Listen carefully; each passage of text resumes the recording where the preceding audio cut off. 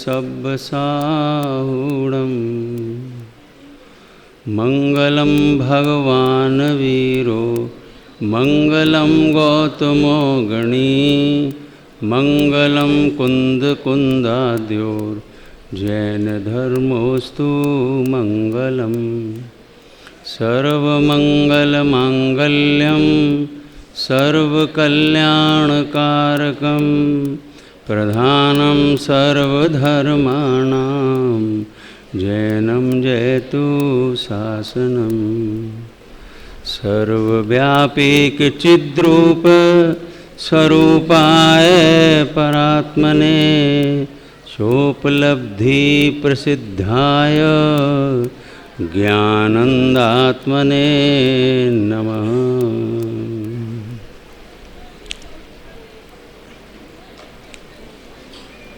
ये प्रवचन सार नाम का परमागम ग्रंथ है। आचार्य भगवत कुंद आचार्य देव द्वारा विरचित है।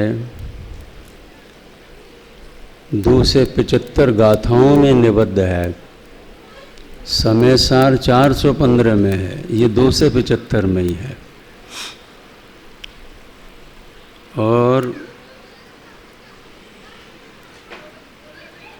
जो गीत तत्व प्रज्ञापन है उसमें 108 गाथाएं हैं टोटल। और उसका एक अवान्तर अधिकार है ज्ञान गे विभाग अधिकार। उसमें 173 नंबर गाथा से एक विषय प्रारंभ हुआ कि आत्मा अमूर्तिक है और पुद्गल कर्म है वे मूर्तिक हैं। तो आत्मा में तो रूपादि गुण है ही नहीं, उसमें तो स्पर्श ही गुण नहीं, रूप स्निग्धपना नहीं। और जो पुद्गल कर्म है वो पुद्गल का है, इसलिए उसमें रूपादि गुण है। तो वो बंद कैसे हो सकता है? मूर्तिक का मूर्तिक के साथ बंद हो बे, पुद्गल का पुद्गल के साथ बंद हो, लेकिन आत्मा तो अमूर्तिक है। तो उसको कर्म का बंध कैसे होता है? ये 173 और 174 में ये कहा कि इस प्रकार होता है। ये बात चलेगी, बराबर है। उसमें सिद्धांत दिया, सिद्धांत निश्चित करते हैं कि आत्मा अमूर्त होने पर भी उसको इस प्रकार बंध होता है।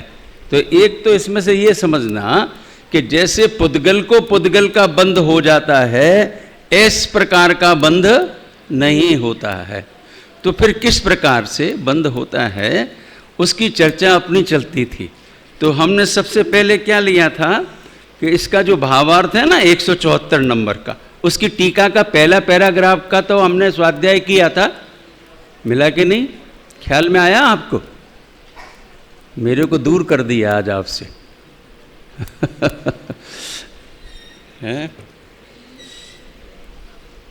क्या लिया था? रूपादि रहित जीव रूपी द्रव्यों को तथा उनके गुणों को देखता है और जानता है। तो जैसे देखता जानता है उसी प्रकार से पुद्गल कर्मों के साथ बंधता है। अब जैसे कि भी आपको बात बताई थी हमने, कैसे जानता देखता है। वो बच्चों के पेन भी लिए थे हैं, और 2 बहनों के बेटे का भी दृष्टांत दिया था कि कैसे जानता देखता है। पॉइंट आया? समझ में नहीं आया? एक रूम में आप मान लीजिएगा रूममेट हैं, कितने हैं? एक रूम में 3 विद्यार्थी हैं, ओके। अब सबकी शर्ट हैंगर पे टंग रही है। ये बताओगे आप कैसे जानते हो? तुम कैसे जानते हो ये मेरी है और ये मेरी नहीं है? तो जैसे जानते हो वैसे ख्याल में आ गया? ऐसा उसका एक सामान्य सरल तरीके से अर्थ उसका किया। अब उसको यहाँ हमने भावार्थ में लिया था 3rd पैराग्राफ। याद आ रहा है ना आपको? कौन सा पैराग्राफ था? थर्ड पैराग्राफ था। क्या थर्ड पैराग्राफ था बता सकते हो? नहीं? चलिए फिर से याद करते हैं। क्या कहा था? इस बाजू में कौन था? मनुष्य। और इस बाजू में कौन है? स्त्री, पुत्र, धन, धन आदि। ये सब है कि नहीं? बराबर है। देखो, यद्यपि मनुष्य को स्त्री, पुत्र, धनादि के साथ कौन सा संबंध है? मैंने ये पूछा कौन सा संबंध है, आप कह रहे हो सर्वथा संबंध नहीं है। अब जब है ही नहीं है तो संबंध कहाँ से बना देंगे अब? ख्याल आया? कोई संबंध नहीं है और सालों से रह रहे हैं घर में। तो क्या कहा यहाँ पर आचार्य महाराज ने? माने भावार्थ कारण है। भावार्थ कारण ने ये वाली बात ली कि वो स्त्री पुत्रादि के प्रति इस मनुष्य को जो रागादि भाव हैं, उन रागादि भाव का इस मनुष्य के साथ संबंध है। क्योंकि ये रागादि भाव किसने किए? मनुष्य ने किए। कहाँ किए? अपने में किए। किसने कराए? स्त्री पुत्रादि ने कराए। क्या?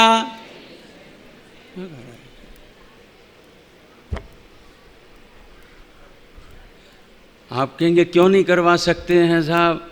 मैं आपसे पूछता हूँ, जो 2000 की नोट की गड्डी है वो कितने की होती है बताओ? अरे 2000 के नोट की गड्डी कितने रुपए की होती है? बोलो बोलो सम्मेद। 2 लाख रुपए की होती है। होती है कि नहीं होती है? तो वो 2 लाख रुपए तुमको राग कराएंगे? नहीं कराएंगे। नहीं? अगर मान लो तुम्हें ऑन रोड अगर वो दिखाई दे जाए तो बिल्कुल भी नहीं ठहरोगे ही नहीं, आगे बढ़ जाओगे। इसका मतलब है पूर्ण वीतरागी हो गए तुम तो भैया। ठीक है, देखो क्या कहते हैं। तथापि स्त्री पुत्र धनादि के प्रति राग करने वाला पुरुष, इसने नहीं कराया राग। किसने किया? करने वाला। कराने वाला शब्द का प्रयोग नहीं किया। करने वाला मनुष्य को राग का बंधन होने से, ये राग का बंधन हो गया उसको। काय से बंधा मनुष्य? राग से। राग किसने कराया? स्वयं ने किया। ओके, तो ये जो शब्द है ना, ये अभी तो उदाहरण दिया है, ख्याल में आया था। अब पहले उदाहरण पूरा पढ़ते हैं। मनुष्य को राग का बंधन होने से उस राग में अब देखो, उस राग में मनुष्य, राग करने वाला कौन? मनुष्य। और राग उसका कर्म, ऐसे लेकर चलें। मनुष्य राग का कर्ता और राग उस मनुष्य का कर्म, और उस कर्म के साथ उस मनुष्य का कर्ता का क्या हो गया? बंधन हो गया, क्योंकि वहां उसने किया। ओके, अब यहां पर क्या कहते हैं? उस राग में स्त्री पुत्र धनादि के निमित्त होने से। ओ निमित्त हैं। कौन निमित्त हैं? स्त्री पुत्र धनादि। वो काय में निमित्त हैं? राग में निमित्त हैं। ये कहा। इसका क्या अर्थ हुआ? कि किनके लक्ष्य से राग हुआ? इस जीव ने, इस मनुष्य ने लक्ष्य किया। किसका लक्ष्य किया? स्त्री पुत्र आदि का, परद्रव्य का लक्ष्य किया। और लक्ष्य करने से क्या हुआ? पर का लक्ष्य करने से क्या हुआ? लक्ष्य किसने किया? जीव ने। तो लक्ष्य करने का परिणाम क्या मिला उसको? राग। और राग से क्या हुआ? वो बंध गया। ओके, इतना। अब उस राग में निमित्त कौन है? ये वाली बात कहते हैं। उदाहरण में ये जो राग हुआ मनुष्य को, उस राग में निमित्त कौन है? तो कहते हैं कि ये स्त्री पुत्र धनादि उस राग में निमित्त हैं।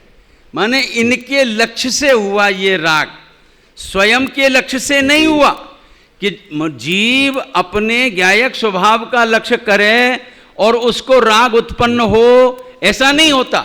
स्वयं के लक्ष्य से स्वभाव की उत्पत्ति और पर के लक्ष्य से परभाव की उत्पत्ति। लेकिन लक्ष्य करने रूपी कर्म का कर्ता कौन? वो जीव ही। ओके, इसने लक्ष्य किया। तो किसका लक्ष्य किया? स्त्री पुत्र धनादि का लक्ष्य किया। ओके, उस लक्ष्य करने से क्या हुआ? इसको राग उत्पन्न हुआ।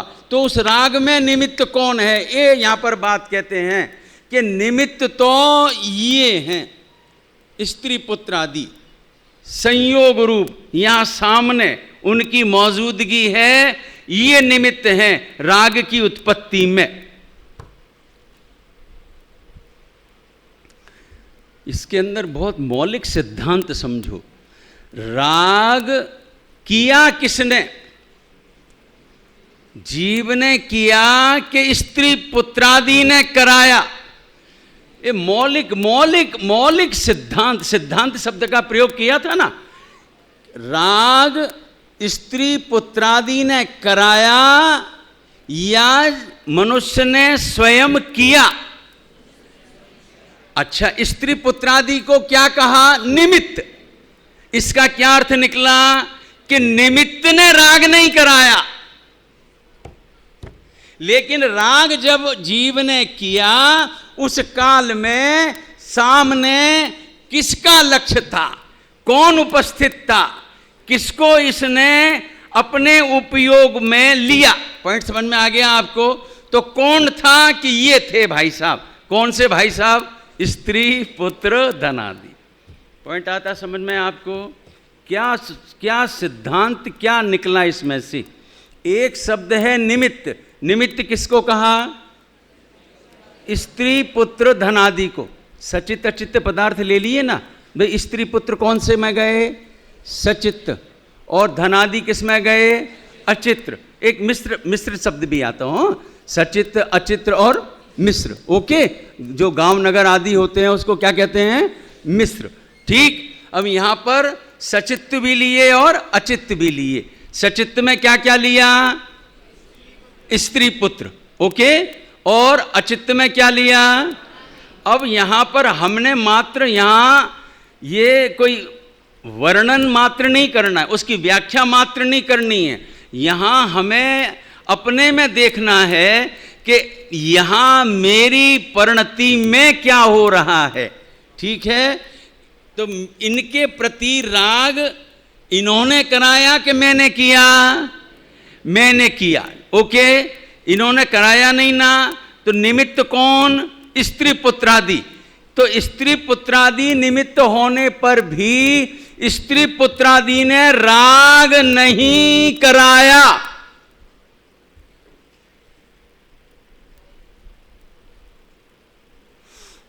समझ में आया?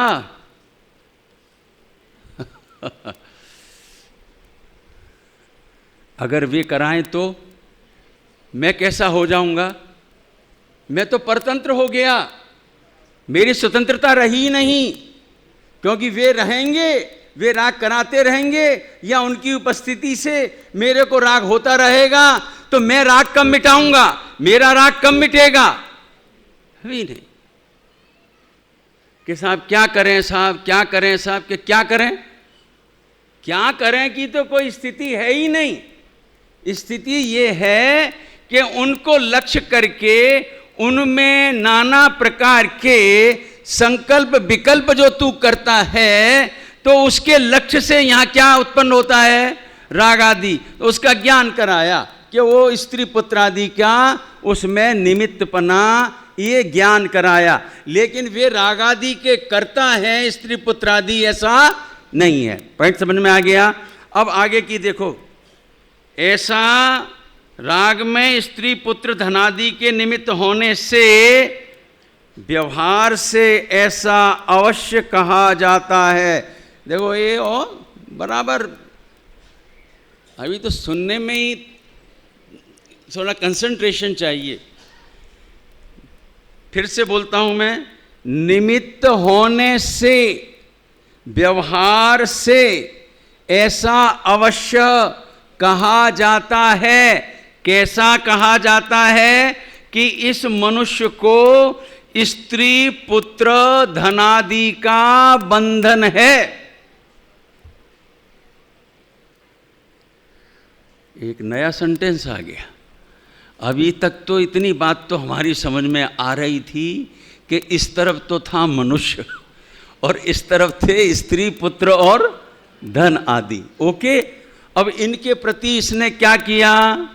राग। राग उत्पन्न करने वाला कौन? ये मनुष्य। ओके, उनमें निमित्त कौन है? स्त्री पुत्र धन आदि। मैं आप कहेंगे बार बार इतने तीनों नाम क्यों बोलते हो? कि एक समय पर किसी का उपयोग एक शब्द नहीं पकड़ पावे तो दूसरे को पकड़ लेवे। बराबर ख्याल में आ गया? अब मनुष्य, राग, उसके साथ उसका बंधन, राग करने वाला मनुष्य और स्त्री पुत्र आदि उसमें निमित्त। इतने तो समझ में आए? निमित्त आपको दिखा, स्त्री पुत्र आदि निमित्त दिखे, यहां मनुष्य दिखा, यहां इसने राग उत्पन्न किया। ओके, समझ में आपको आ गया? इतनी बात समझ में आ गई। अभी क्या कहा था? पहले वाक्य में क्या कहा था? कि ये जीव कैसे बंध गया? स्त्री पुत्रादि के प्रति जो इसने राग आदि किए उससे ये जीव बंध गया। ये वाली बात पहले कही थी और फिर ये कहा कि राग में निमित्त ये हैं। ओके, इतना समझ में आया? अब देखो व्यवहार किस तरीके से चल रहा है। व्यवहार से ऐसा कहा जा सकता है, ऐसा कहा जाता है, व्यवहार से क्या कहा जाता है? कि ये मनुष्य को स्त्री पुत्र धनादि का बंधन है। अभी तुम कहते थे कि इस मनुष्य को राग का बंधन है, अब तुम कहते हो कि इस मनुष्य को स्त्री पुत्र धनादि का बंधन है। पॉइंट समझ में आपको आया? किस तरीके से कहा व्यवहार? व्यवहार कैसे किया? व्यवहार करते ही यहां जो पहले राग से बंध गया जीव, इसे क्या कहें? अगर हम इस तरीके से निश्चय कि जीव अपने द्वारा किए हुए राग से बंध गया। ओके, उसमें निमित्त कौन था? स्त्री पुत्र आदि। अब व्यवहार लागू किया तो व्यवहार से क्या कहा जाता है? कि ये जीव किससे बंधा हुआ है? क्या करें भाई साहब, अभी बच्चे की फाइनल ईयर है, जब वो कंप्लीट कर लेगा, कहीं जॉब उसकी लग जाएगी, तब निवृत्ति लेकर के तत्व ज्ञान शुरू करेंगे। पॉइंट समझ में आ गया? अब उस पप्पा के राग की उत्पत्ति किसने की?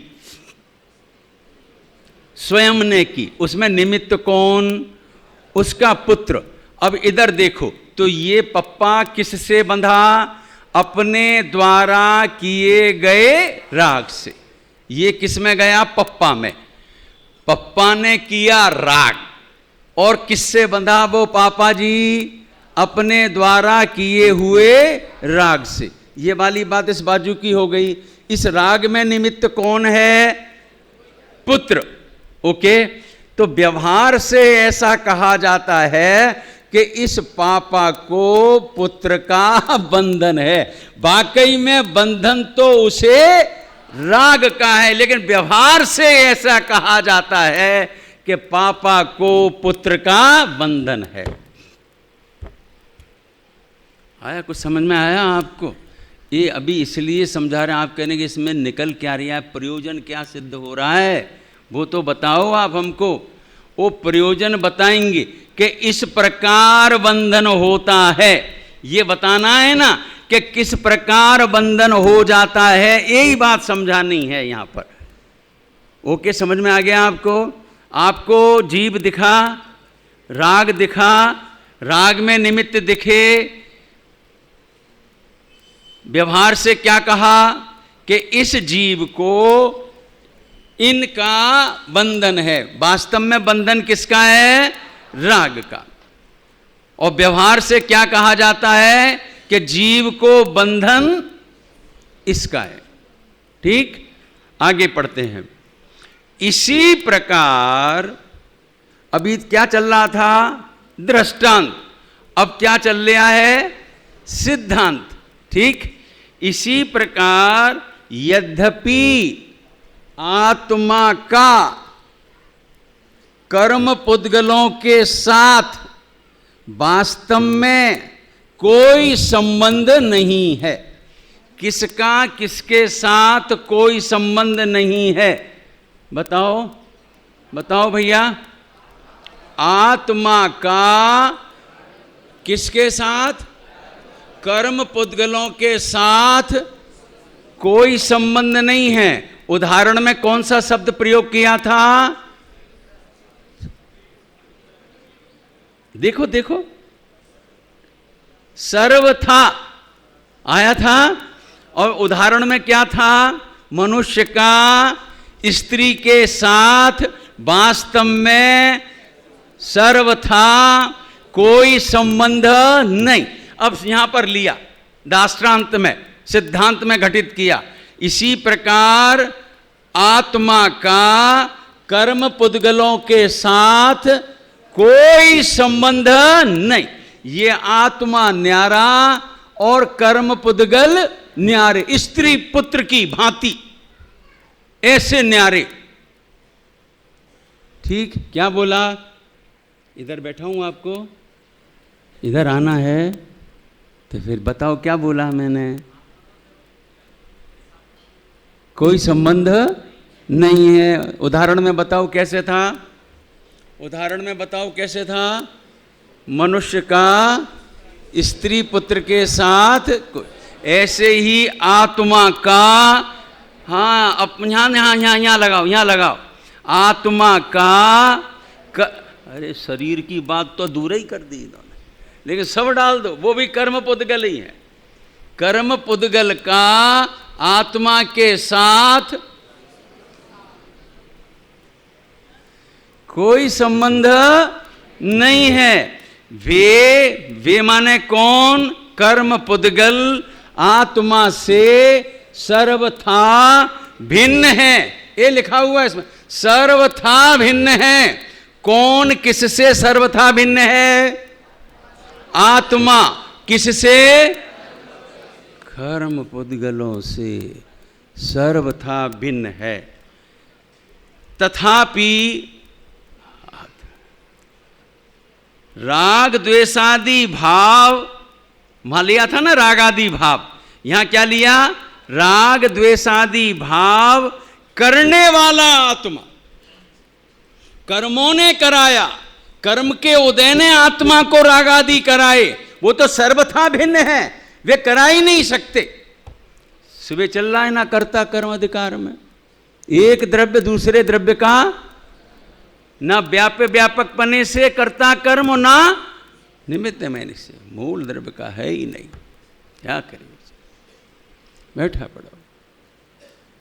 अब साहब आप तो बिल्कुल व्यवहार को लोप ही कर, क्या चाहते क्या हो तुम? लंगोटी पहन करके आ जाएं क्या? हैं क्या करें? क्या चाहते क्या हो आप लोग आखिर को? तू बेटा आ जा इधर, तेरा चेष्टा करती है ना इधर आने की, तो मेरे को डिस्टर्ब होता है बेटा। परिणाम बार बार आपका उपयोग इधर जाता है, तो you come here, better to do.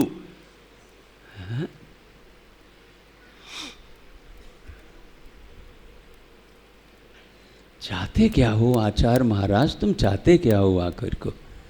सर्वथा संबंध नहीं, कराते ही नहीं। जे स्वयं कर रहा है राग द्वेषादि भाव, करने वाला कौन? जीव। ये देखो कितना स्पष्ट इसके अंदर भावार्थ कारण ने सरल करके दिया। आत्मा से सर्वथा भिन्न है, कर्म पुद्गल आत्मा से सर्वथा भिन्न है। जो कर्म सत्ता में हैं वे अपने आवादा काल बाद जब उदय में आए तो वो उदय में आने पर उन कर्मों ने बलात् करके जबरदस्ती इस आत्मा को राग द्वेषादि भाव कराए, ऐसा बिल्कुल भी नहीं है। जब इसने जब किए उन कर्मों का लक्ष्य करके इस आत्मा ने स्वयं राग द्वेषादि भाव किए, तो वो क्या कहने में आए? निमित्त कहने में आए। उदाहरण आया ना पहले, स्वयं ने राग आदि किए किनके प्रति? स्त्री पुत्र आदि के प्रति। ऐसे ही वो दियागत कर्मा उन्होंने जीव को राग द्वेषादि भाव कराए, ऐसा कर्तापना बिल्कुल भी नहीं है। प्रत्येक क्षण स्वतंत्र है आत्मा। स्वयं ने किए हैं राग द्वेषादि भाव, मिथ्यात्व भाव, राग भाव, शुभ राग या अशुभ राग या द्वेष स्वयं ने किए हैं, वे नहीं। उदयागत कर्म जबरदस्ती आत्मा को कराते हैं, ये वाली बात बिल्कुल भी नहीं है। जब ये करता है तो उनके ऊपर आरोप आता है निमित्त का, लेकिन निमित्त करता नहीं है। समझ में आया? आप आगे देखे क्या कहते हैं। आत्मा को राग द्वेषादि भाव करने वाले आत्मा को राग द्वेषादि भावों का बंधन, राग द्वेषादि भाव का बंधन होने से उन भावों में कर्म पुद्गल निमित्त होने से, कौन से वाले कर्म पुद्गल? नवीन, पुराने वाले कर्म पुद्गल निमित्त होने से। किस में निमित्त होने से? राग द्वेषादि भाव में निमित्त कौन? कर्म पुद्गल। कौन से वाले कर्म पुद्गल? जो सत्ता में उदय में आए वो वाले। सत्ता में पड़े हुए भी निमित्त नहीं, वो तो मिट्टी के ढेले की तरीके से कहा। लेकिन जो उदय एक समय पर कर्म के उदय का काल और जीव के द्वारा अपने स्वभाव की विराधना करने का काल, और उसी समय पर अपने में राग द्वेषादि उत्पन्न होने का काल, स्वरूप की विराधना करेगा तो ऐसा ही होगा। उसने करा ये नहीं। ख्याल में आया? इतनी बात हो गई। अब यहां पर कहते हैं किसका बंध कैसे हो गया। व्यवहार से ऐसा उन भावों में कर्म पुद्गल निमित्त होने से व्यवहार से ऐसा अवश्य कहा जा सकता है कि इस आत्मा को कर्म पुद्गलों का बंध है। वो व्यवहार से कहा जाता है कि कर्म पुद्गलों का बंध, माने इस आत्मा ने नवीन कर्म का बंध कर लिया। ऐसे आया? नहीं आया समझ? सुनो, जीव आत्मा, ठीक, एक। दूसरा, इसने क्या किया? इसने क्या किया? बोलिए। राग द्वेषादि भाव किए। जीव ने क्या भाव किए? राग द्वेषादि भाव। और जिस समय पर इसने राग द्वेषादि भाव किए उस समय पर कौन उपस्थित था? कौन निमित्त रहा? तो कहा कि पूर्व के बंधे हुए कर्म उसमें क्या थे? निमित्त। ओके, इतना समझ में आ गया। अब व्यवहार लागू किया। व्यवहार किस तरीके से लागू किया कि इस आत्मा के अपने द्वारा किए गए राग द्वेषादि भाव इनसे बराबर है। क्या हो गया कि नवीन कर्म पुद्गल का बंद हो गया। तो इस जीव ने कर्म पुद्गलों को बांधा।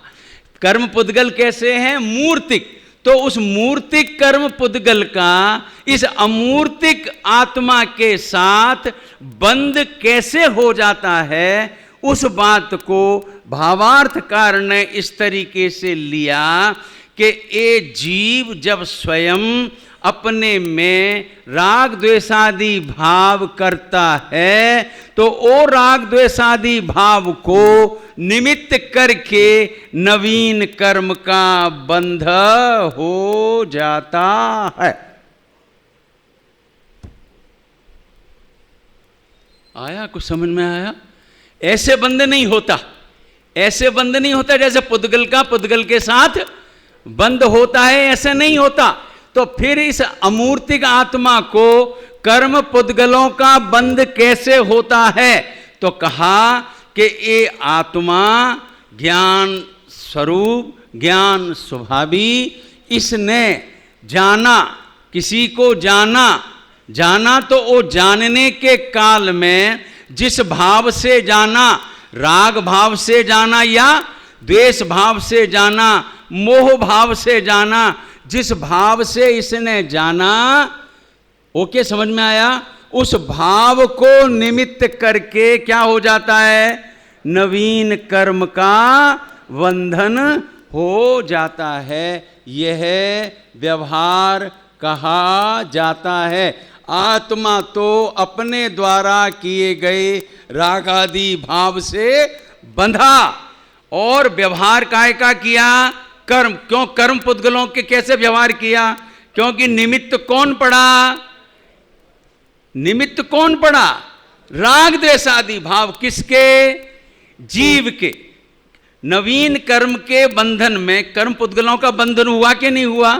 नवीन कर्म बंध हुआ कि नहीं हुआ? जीव को कैसे हो गया? मूर्तिक आत्मा को, कि इस आत्मा ने अपने स्वभाव का दृष्टि ज्ञान, उसका भान न किया और उसकी आराधना न करता हुआ, विराधना करता हुआ अपने में रागादि भाव क्या किए?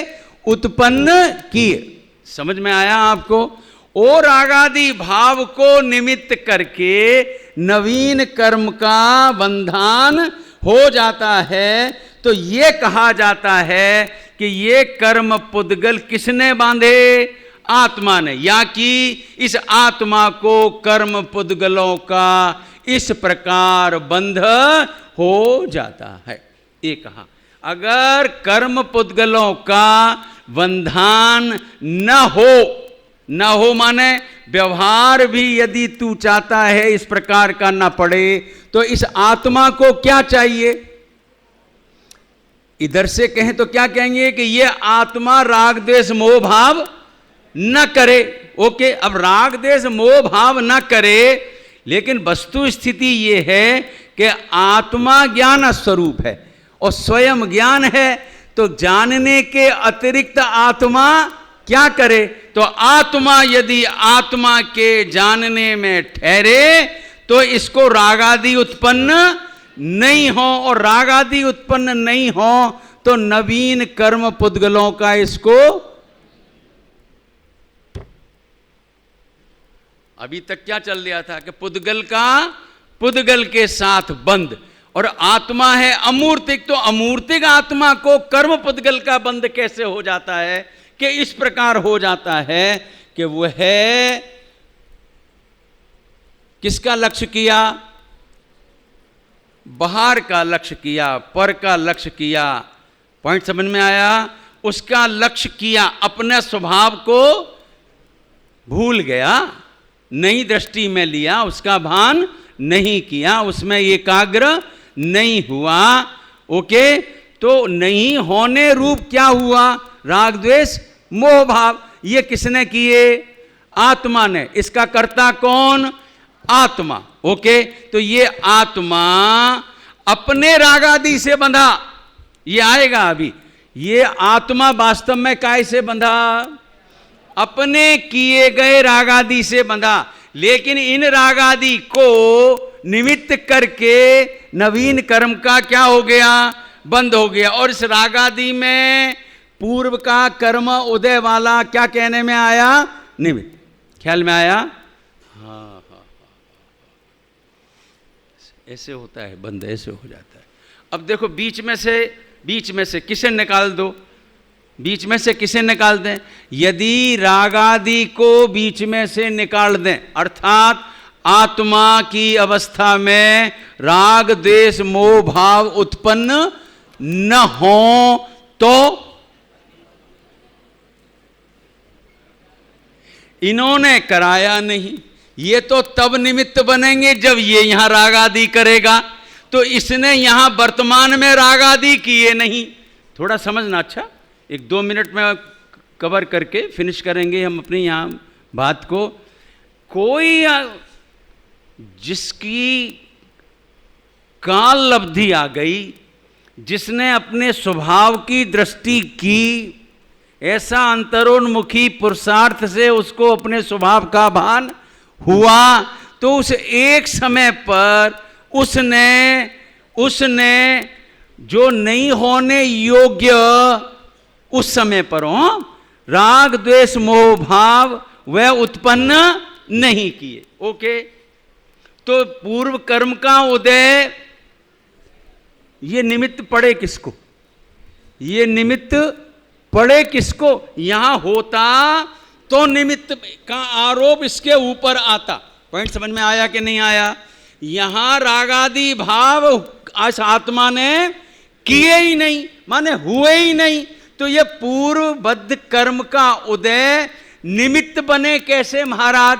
एक बात, ये निमित्त नहीं बने पूर्व के सत्ता के उदय वाले, और जब यहां रागादि नहीं उत्पन्न हुए तो नवीन कर्म, माने एक समय पर दो लाभ हैं, बाय 1 गेट 2 फ्री। एक खरीदो एक फ्री नहीं, एक खरीदो और 2 फ्री। एक क्या खरीदो? अपने भगवत स्वरूप आत्मा की दृष्टि करो, उसका अनुभव करो, उसमें लीन रहो। तो क्या हुआ? क्या हुआ बताओ भैया? राग आदि उत्पन्न नहीं हुए। ओके, अब राग आदि उत्पन्न ही नहीं यहां पर हुए, तो ये पूर्व के सत्ता में पड़े हुए कर्म वे उदय, वो निमित्त, वो कहां से पड़े साहब? निमित्त पढ़े कहां से, जब यहां पर नैमित्तिक तो है ही नहीं। ओके, तो पूर्व कर्म का जो उदय है वो भी नल एंड वॉइड। इंग्लिश समझते हैं ना आप लोग, तो सब समझदार हो, इंग्लिश के पढ़े हुए हो, कोई उसका महत्व नहीं रहा। और जब यहां वर्तमान में यहां रागादि नहीं है, तो नवीन कर्म के बंधन में जो निमित्त चाहिए वो निमित्त है ही नहीं, तो एक काम और 2 फ्री। इधर निर्जरा भी हो गई और इधर नवीन कर्म का बंध नहीं हुआ। वारे वाह, गजब की बात हो गई, गजब की बात हो गई। एक खरीदो और 2 फ्री, गजब है। और ये चर्चा तो ये चल रही है कि इसको, ये मूर्तिक पुद्गल कर्मों का अमूर्तिक आत्मा को बंध कैसे हो जाता है, ऐसा समझ करके भी ये समझ में आया ना कि कैसे बंद हो जाता है, कैसे बंद हो जाता है? राग आदि। लेकिन आत्मा वास्तव में कैसे बंधा? अपने राग आदि से। तो व्यवहार से क्या कहा? कर्म पुद्गलों से बंधा। ओके, इतनी बात पूरी हो गई। अब हमें तो अपना प्रयोजन साधना है। ख्याल में आया नहीं आया? हम तो एकदम ठेठ मारवाड़ी बनिए हैं भाई साहब। बात भी करें तो हमें अपना कहीं हित दिखाई देता हो तो बात करें, नहीं तो यहाँ तो फुर्सत है ही नहीं भाई साहब। हाँ, हमें अपना हित दिखाई दिया। कैसा वाला? एक ऑफर आया है। ये क्या ऑफर आया है कि भाई साहब एक खरीदो और 2 फ्री। ये गजब की बात है। नवीन बनेंगे नहीं और पूर्व के निर्जरित हो जाएंगे। ऐसा कोई है काम? कि हाँ है। कि क्या है? कि अपने गायक परमात्मा की दृष्टि करो, उसका अनुभव करो और उसमें एकाग्र हो जाओ, तो नवीन कर्म का बंध नहीं होगा, पुराने खिर जाएंगे। लेकिन अगर आपने अज्ञानता के बस राग आदि यदि किए तो क्या होगा? ये व्यवहार साधक अवश्य है। आज की इतनी चर्चा करेंगे हम, कल इस चर्चा को बढ़ाएंगे। कैसे बढ़ाएंगे? पहले चले जाएंगे, अब टीका में चले जाएंगे। अब आपकी समझ में आ गया ना? कुछ समझ में आया कि नहीं आया आपके? बोलो भैया, आया कुछ समझ में? कुछ क्या समझ में आया? आत्मा समझ में आया? रागादि करने वाला कौन? आत्मा। किसने किए? आत्मा ने किए, या जो कर्म उदय आया उसने कराए? उसने नहीं कराए, लेकिन उस समय पर कर्म का उदय वहाँ पर निमित्त है कि नहीं है, लेकिन उसने कराया ही नहीं, इसने किए तो वो निमित्त है। ओके, अब इसके परिणामों को निमित्त करके क्या होगा? नवीन कर्म बंधेंगे। अब ये बताओ कि इस रागादि ने नवीन कर्म बांधे? नहीं, वे भी अपने स्वयं से, लेकिन निमित्त है। ख्याल में आता है? इसलिए यहां पर एक बहुत ही गजब का वाक्य आया है कि कर्म पुद्गल निमित्त होने से, उन भावों में कर्म पुद्गल निमित्त होने से व्यवहार से ऐसा, आगे का शब्द देखो, नहीं है यहां पर, नहीं है। व्यवहार से ऐसा अवश्य कहा जा सकता है कि इस आत्मा को कर्म पुद्गलों का बंधन है। बंधन है पूर्व का, इसका भी ज्ञान कराया, और मैंने यहां पर ऐड करके कि इसके रागादि भाव को निमित्त करके नवीन कर्म पुद्गलों का बंध होता है। आ गया? आपकी समझ में आया? ये कैसे कैसे पता चला, कैसे पता चला कि ऐसे हो जाता है? आ गया? समझ में आया कि नहीं आया? अब मैं कल बताऊंगा कि किस तरीके से क्या हो जाता है। मुझे याद दिलाना, एक उदाहरण है, उससे आपको समझाऊंगा। आप कहो तो अभी समझा दूं? हैं? समय तो हो गया, अभी समझाऊं आपको? समझा दूं? चलो समझा ही देते हैं, क्या बात है। देखो, ए नाम के भाई साहब का क्या नाम है? ए। ओके। अब ये शादीशुदा हैं। ओके, शादीशुदा है। तो इनकी पत्नी का भाई है, उसका नाम क्या है? बी। अब बताओ इनके और उसके बीच में क्या संबंध है? जल्दी बताओ। और इतना भी नहीं बता पाते हो?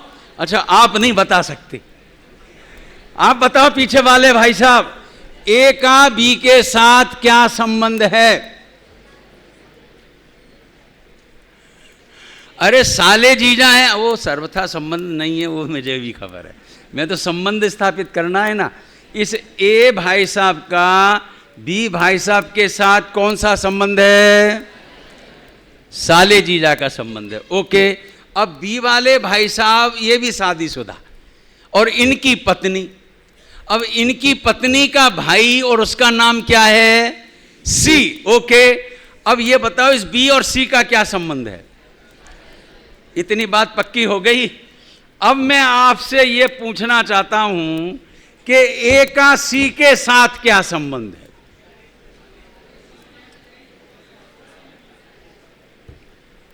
नहीं आया? समझ में नहीं आया? आपकी प्रतिक्रिया ही नहीं आई, तो मुझे लगा कि समझ में ही नहीं आया आपके, या आप लोग समझना नहीं चाहते हो कि कौन उसको भी काट डाले। अरे इसका साला ये और इसका साला ये। अब मुझे बताओ कि इसके घर में यदि शादी हो तो सी को इनविटेशन कार्ड देगा कि नहीं देगा? मैं पूछता हूं, क्यों देगा? तेरा क्या डायरेक्ट संबंध है?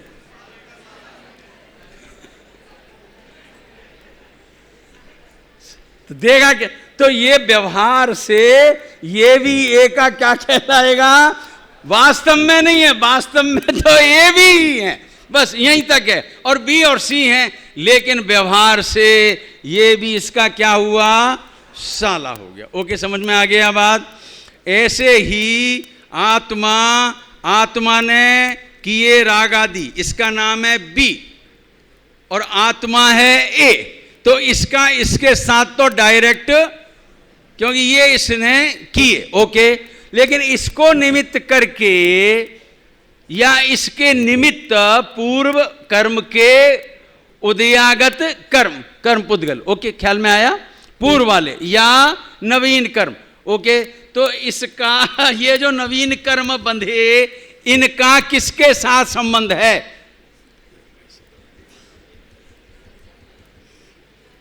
इन्होंने इनवाइट किया हमको। किन्होंने? ए वाले भाई साहब ने इनवाइट किया। कि कैसे? कि साहब इन्होंने इनको बनाया साला और मैं बन गया इनका साला, इसलिए इनका मैं हो गया साला। इसलिए ये आत्मा ने रागादि किए और किए तो फिर क्या हुआ? निमित्त, और निमित्त से क्या हो गया? व्यवहार। देखो बिल्कुल स्पष्ट किया है, निश्चय से वो साला नहीं है, व्यवहार से ही है। व्यवहार कहा जाता है नहीं, व्यवहार आप निश्चय कर लो। आप थोड़ा सा आपका 2 मिनट और ले लेता हूं। आप निश्चय से साला बना दो, इसको सी को ए का बना सकते हो आप? इस सी को ए का निश्चय से साला बना सकते हो आप? भाई साहब गड़बड़ हो जाएगी, FIR लॉस हो जाएगी।